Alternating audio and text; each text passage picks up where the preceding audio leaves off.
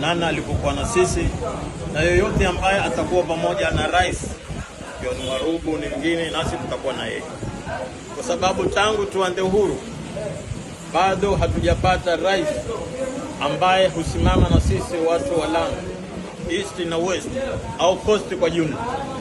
Tulikuwa na rais wa Jamhuri ya Kenya Kenyatta, tukawa na rais wa Jamhuri ya Kenya Moi, tulikuwa na rais wa Jamhuri ya Kenya Kibaki, tulikuwa na rais wa Jamhuri ya Kenya mwana wa Kenyatta, jina lake huitwa Uhuru. Lakini rais huu tulionaye sasa ajabu. Amri ya Mungu inatuambia yule mwenye kuwafanyia ihsani mlipeni. Na sisi tutakwambia Ruto, ihsani tutakayokufanyia wewe ni ile ambao wewe unatufanyia. Kwa hivyo sisi tutakuwa na wewe licha 2 times hata 3 times. Kwa hivyo sisi watu wa Lamu tumekasirishwa sana na kitendo ambacho alifanyiwa dadetu Marugu.